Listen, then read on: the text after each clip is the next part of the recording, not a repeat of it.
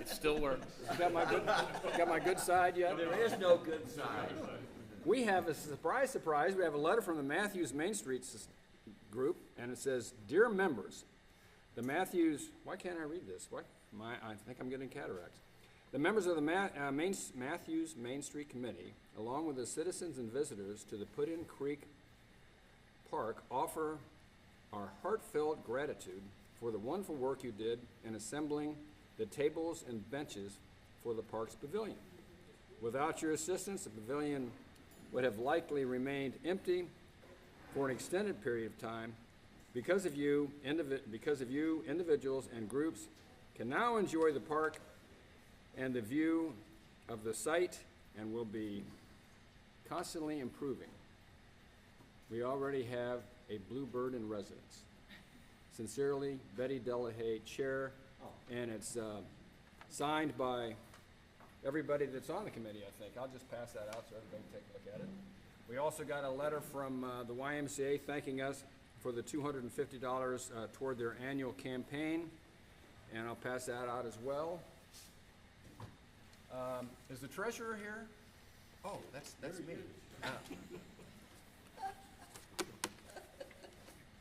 Whatever. Treasurer's report, since we last spoke. Jake promised me that he was going to cash a check of $51.11. It's been outstanding for about 6 months. And we also have an outstanding check for $100 for from District 7610. They're almost as slow as he is, for $100 for the New Gen Peace Builders. And since we last spoke, $198 to Southwind, $96.43 to Best Value, and that was for stuff for the rest stop down at Bayvon.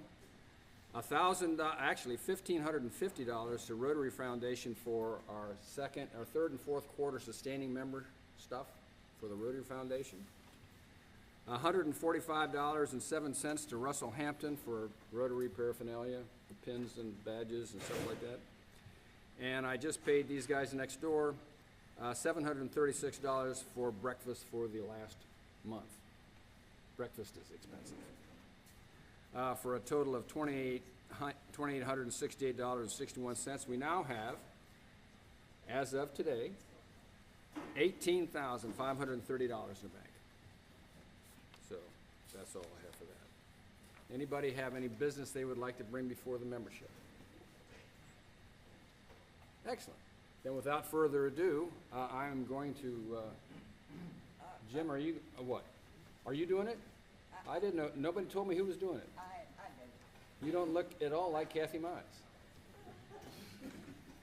I would like to introduce our esteemed librarian for the best small library in the United States, Mrs. Betty Delahaye, who will introduce our guest.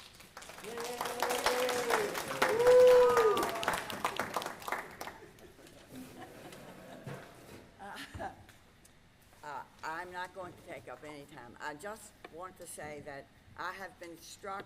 I'm a recycle, as you all know, and I love being here in Mathews. And I am aware of the great need for economic viability and continued good health in our county.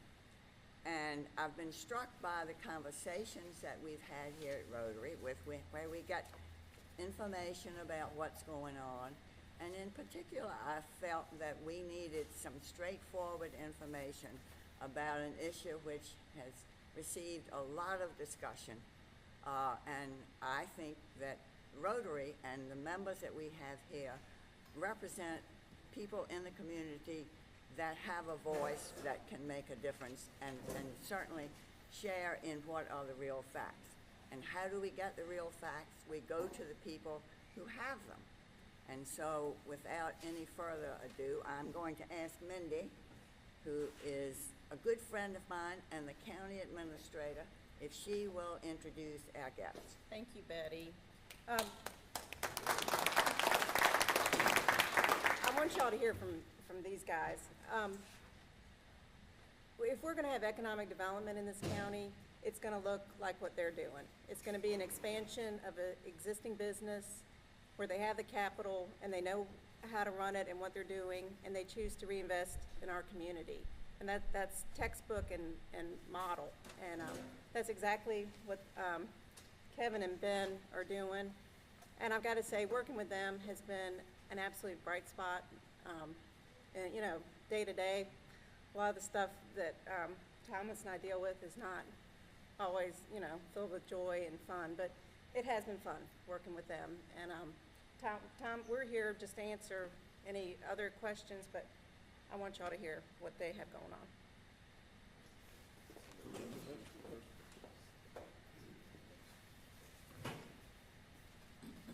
Good morning. I'm Jim Wesson, and I ran the oyster program at VMRC for the last 25 years, retired this past year. And I help a lot of people now in retirement. I'm busier than ever with aquaculture. And I just wanted to give just a few minutes on where we are with oysters entirely, because that kind of sets the stage of why we're here today. If y'all want a longer discussion of what's going on with oysters, I'd be happy to come back at another meeting and take the whole time, but I'm just going to give you a really quick. You know, we used to do millions of bushels of oysters in the Chesapeake Bay. Since 1900, it had always been more done privately on private ground. We've had a leasing system in Virginia since around 1900. Always did more on private grounds than on public grounds, the public grounds that VMRC takes care of. Did great, but then in the late 50s, we had a disease introduced, and we began having disease problems, and we began crashing throughout the Chesapeake Bay. It got so low that when I came to VMRC, we'd gotten down to about 20,000 bushels for the entire state for the year. I mean, which is, when you talk about millions of bushels, that's really a small number. We started doing a lot of different things on a lot of different fronts, both private and public, but we have gotten back now to 600,000 bushels, which is still not anywhere near where we used to be, but we are still going up, and this state, we can easily sell, we still shuck and process 1 million bushels of oysters in this state. Right now, we have to get from other states, so it's got a tremendous potential for growth economically, as well as all the stuff for the environment. The problem we have is that the public fishery is about, right now, of our 600,000 bushels, about half and half, maybe a little teeny bit more for the private. Public fishery depends entirely on us as a state and as our agency putting shells back. Shells are required on public grounds in order for baby oysters to attach. And diseases are still there. We're still running a 90% mortality on wild oysters. I mean, if you can imagine just the idea that we've been able to maintain a fishery and improve a fishery with 90% mortality from the get-go. The way we've done it, we've actually kept the shells up, and we've gone to a very efficient way of harvesting. But that efficient way of harvesting is very destructive to the bottom, which is dredges. I mean, nobody would run a plow through their soybeans and then go harvest the soybeans, and that's what you do when you harvest wild oysters off public grounds. But where we are right now is we have an old piece of equipment. The shells that we use come from fossil beds, which are limited, but we still have a decent number. Maybe we got 20 years left of them. But the machine that we're using to dig them is 50 years old. It got sold this year to somebody in New York. It's still staying in the bay at this point, but the day that machine sinks, the half-life of shells in this part of the Chesapeake Bay is about 3 years. So they start dissolving. It's a natural process. It wasn't a problem when we were making big oysters, but when you have 90% mortality, you never build shells back up. So you're always running a negative balance. So we are you can't look at a very long horizon there. Most of the fishermen in that fishery are older, average age in the upper 50s. Not a lot of young people are coming in it. So the future is actually on private ground, which has been growing, where people actually invest their own money. We've had, when the diseases got in the late 50s, we had universities go to work on developing tolerant oysters, with selective breeding. And we've gotten to the point now, through people like Stan Allen that's here, to where we have a whole suite of oysters available to aquaculturists that you don't have to worry about them dying. You don't have to worry about that 90% mortality from disease. If you put them overboard and you take care of them, you can get them to market before they die. I mean, now we're fine-tuning to the point that not only we have disease tolerance, but they're being selected for fast growth. We have little orchard groups that can work in low salinity, high salinity, medium salinity, and if you're a grower, you just pick what you want and you start growing it. The young people that are getting into oysters now are getting into aquaculture, and it is, you know, if you want to work on the water, it's a very wholesome way of being out there all the time. It's not a get-rich-quick. Requires the same amount of work that they were expecting to do on the public fishery with crabs or whatever. You have to work every day, work in all sorts of environmental conditions, but you get to the point that you have a steady paycheck. And the economy right now loves oysters. I mean, we kind of lost a generation eating oysters, but now the young people, the millennials, and even the generation Z, which is the next one coming along, like oysters, and they like raw oysters, and it's been very good for an industry that's trying to get started. And when you listen to Kevin's story, I mean, he's been here through all of it. He's been here through the low. He has a lot of programs that he does naturally with shell, but the fact is, in the future, there won't be that shell. And Mathews, I mean, is becoming the center of aquaculture. I mean, we have probably as many people growing oysters in this county as any county in the state. We have the 2 hatcheries that take care of just about everybody in the state if they don't have their own hatchery. So this is something for Mathews to embrace and actually brand for orchards from this area. So it is the future. I mean, we really have no way. If you want oysters, it'll have to come from aquaculture. So Kevin will tell you about his plan.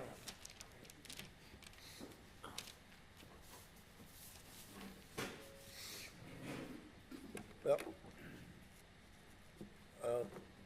good morning, and I really can't tell you how appreciative we are that you guys will take the time to hear us and what we've got planned this morning for the future, too. I guess first I want to tell you a little bit, Jim alluded about myself. I'm going to tell you a little bit for those who know me, because I'm Kevin Wade. I own the property at Gwynn's Island Seafood and have owned it since 2004. I actually was a part of that management prior to 2004 with the previous owner, Wyndham Kidd, and I kind of partnered with him in the late 90s, 2000. I actually ran that plant with him, but when he was off premise, he went on to do his other businesses. But my roots kind of go deeper than that. I guess the first most important thing is, and I don't know, I'm a come here. You know, I mean, I came here in 1969 to this area in Deltaville. My parents owned and operated Taylor's Restaurant for 35 years. So my seafood roots go even prior to my entering my business in 1982. My relationship with Gwynn's Island goes back to the early 70s when my dad sourced product from places like Cricket Hill Ice Company, which is now Sea Farms, Callis's Wharf with the Rose, and the Jaggers at Milford Haven Crab House, which is now, I never thought at that time, buying crab meat from my dad's restaurant, that one day I would be producing that crab meat. But, so it goes a long way back, and with some local fishermen all over the county. My personal side of it goes a little bit like in the late, make sure I get this right because my wife, in the late 90s, I took my first date with my wife, future wife. Our first dinner date was at the Islander. You know, crab cakes, my choice. Stuffed shrimp with Milford Haven crab meat, her choice. And we ate there probably once or twice a month through our whole cycle of dating. We had crab cakes and stuffed shrimp the night I asked her to marry me. And we had stuffed shrimp and crab cakes the night before I got married to her, which was a hard sell because my father was a very conservative man and did not understand as the groom why he had to pay for the reception at the Islander when he had a restaurant in Deltaville that sat 600 people, but I won, and that's the rest of that story. I can remember, the days of when I was, before I purchased, I packed helped Shelley and Julie. Nothing like getting a call at 3 o'clock in the morning saying, you pick up the phone, you don't know what's going on. Boy, get over here and bring some help and bring some damn ice, And we packed Star Butters till 8 o'clock, 10 o'clock in the morning, packing 10 to 12,000 pounds of the most beautiful Star Butters you ever saw in your life. Those are the memories I have starting my business. So that's a little bit about me. My roots are deeper, I feel, in Glens Island and Mathews County than just my ownership of that property. But, as I look here, the history tells us that, in the early 1800s, the Island Seafood began transitioning from relying on the agriculture to a more diversified economy that drew merchants, watermen, and men in the shipbuilding trades. Two industries shaped Glens Island community well into the 20th century, and that was travel and seafood. This island was booming with watermen that enjoyed the bounty from the water, and families were provided by the working waterfront. Oysters were used to be referred to, and even in my day, as the money crop. Over the years, if you've been as fortunate as I and have been here, you've seen the changes to this waterfront community. Working watermen are rapidly, as Jim alluded, disappearing. That's, with the average age of over 50 years old, and there is, even though a dredging, it's a technique, it's an art. You don't just wake up and decide you're gonna, graduate from high school or college and go dredge oysters. And so that person is going away. Oysters, you've seen all this impact, and working watermen, like I said, are disappearing. This is a negative impact we feel on the economy of the island, the county of Mathews, and actually our entire region. As we kind of fast forward to the reason I'm here, my plan to operate a sustainable working waterfront venture here on Glens Island and Island Seafood is oyster agriculture. Island Seafood, since my tenure there, and even before, has been a good neighbor and a business, and it will continue to be. We are vested deeply in Glens Island, and we are very proud of our successful track, a record in cleanliness, and the quality of the product we produce. I believe a successful business operation must be orderly, it must be clean, it must be very well cared for, and being a good neighbor is very important to me. And I think we've demonstrated that at both the Island Seafood facility and at my facility in Deltaville, J&W Seafood. Island Seafood will not ever become a oyster processing factory. Our plan is, and we are going to produce and package this product in the very same footprint and facilities that we have on our property today. There's no plans for any additional bricks and mortar related to processing this product. When you talk about traffic and this and that, these agricultural oysters that Jim and Stan can easily touch, they probably weigh a third because they grow fast, they're thin shelled. They probably weigh about a third of what a natural striped diploid oyster weighs. So, there was some conversation about semi-trucks and extra traffic. That's not the case. We because of the way this product would not even warrant for big semi-trucks and tractor trailers to be showing up on my property. So hopefully that answered that, The oysters will be leaving Island Seafood as soon as we harvest. That's one of the key things about having these cages on our leases, is that we can remove them from the water and get them to market, in some instances, the same day or the day after. And for the millennials and Generation Zs and all the restaurant partners and food distributors, that means a lot. Fresh is best, farm to table, as quick as possible. So, there was, I've heard some, well, what about the smell? Well, I'm not sure what smell they're talking about. Fresh seafood has no smell. And, you know, and I think, if you look at our facilities, and in particular out in Seafood, we pick crabs there every day in season. We're picking there right now 6 days a week, and we don't even have a dumpster on the property. All the byproduct of the scrap of the crab and everything else is bagged, it's stored in a cold environment, and it's taken away every day. And I do that because old age product, you know, uncared for, you know, it does smell. And that's why we have a retail front there as well. It's very important that we not only act the part, we look the part and practice the part. So, that should hopefully help answer some of those questions. You know, there's been some question about noise that would be produced by our process. You know, there's really no need for tumbling machines when floating cages are involved. Our plan is to use the action of the water. The cages will be tumbling in the water would be courtesy of Mother Nature. She's gonna do the tumbling for us. So, you know, however, you know, if for some reason we're not approved for these floating cages, then the tumblers that they're referring to that help shape the oysters would probably need to be involved. But I'm not sure that that's even noise that would be, you know, considered a pollution, you know. Our plan to support this floating is for, our application is for 5.5 acres of our over 18 acre lease, which is less than a third. So, there was some, you know, things going around that showed this acreage going far wider, the footprint far bigger than it actually is. Our cages do not look like floating coffins. The cages are 4 foot by 3 foot.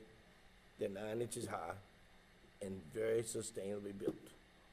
We're actually constructing them ourselves. We buy the wire, we cut it, we bend it, we staple them. In one cage, there's 138 crimps per cage. We don't want to lose the product either. This product is a long-lasting, reusable product that needs to, you know, be durable enough to handle the wave action and anything else that comes along. So, the floats that actually go on top of these cages, they're about the same width as the cage, and what you're going to see of them is about a foot above the water. They come to a triangle point, and I don't believe they look like coffins. I think some people are confused maybe with some of the bag stuff that have floats. They may look like coffins. I've only seen pictures of those, but that's not what we're proposing at all. I guess, you know, like Jim says, and you know, the oysters, the millions of oysters that are already in Gwynns Island being raised, and the millions, and hopefully we're going to contribute that. That's 50 gallons of water per day, you know, filter. You know, these clean waters will restore the SAV, the crab population, and fishing. You know, we all have read, if you've read back in the days where at one time there were so many oysters, the island was inundated. It was actually hard to get to shore. Don't know if we'll get to that point again, but it certainly does sound interesting. But we want to build an extensive oyster heritage at Gwynns Island. Our oyster growing operation will be carefully managed and a sustainable model operation. Part of our plan calls for us to use diploids, the reproducing oyster, and this will benefit everybody in Milford Haven and even as far as the Pianki thing, we believe, with the diploids.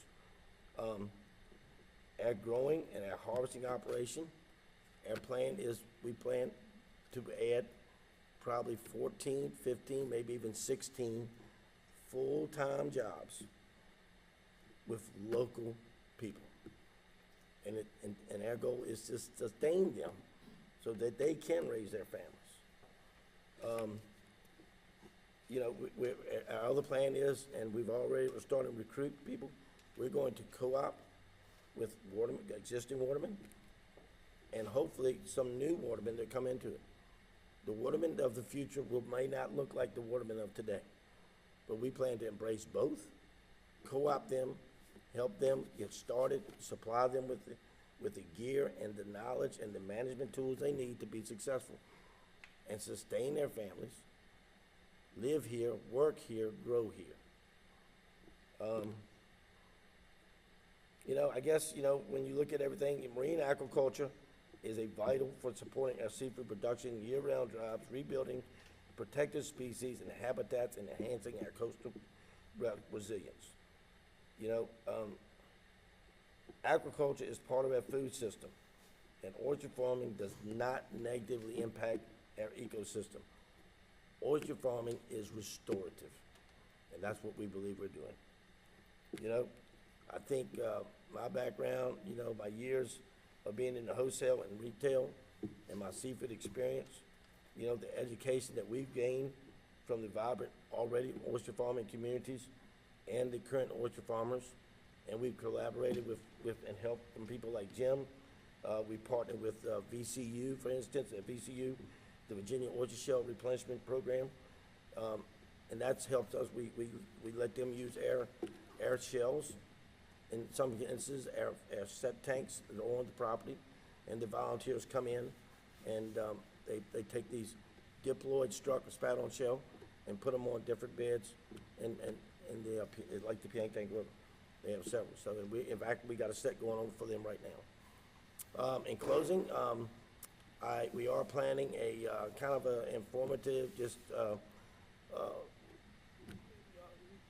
day, if you will, where we're going to show people our property on Gwynn's Island.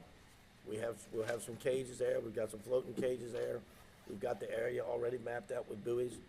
And so Saturday at 1 o'clock, we're going to, if you want, you're more than welcome. You're all invited to join us. It's just going to be an informal thing. We'll show you around. We're going to have some oysters, both raw and imagine that.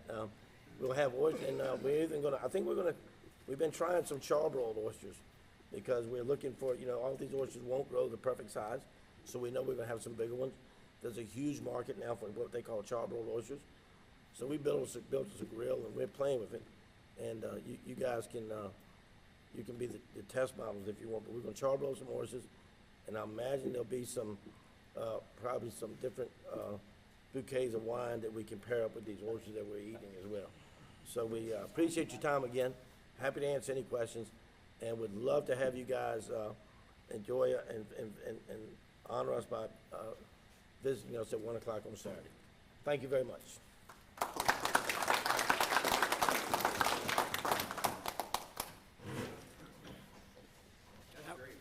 That was very impressive. Outstanding. I'm telling you what we're going to do, if I may.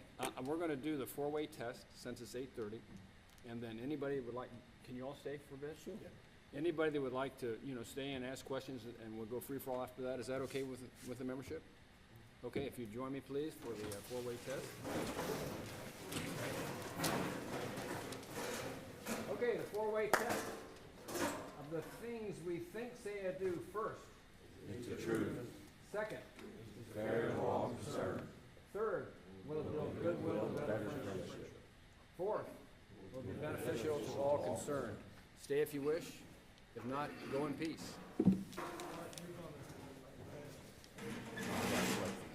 you ever see yourself as franchising this?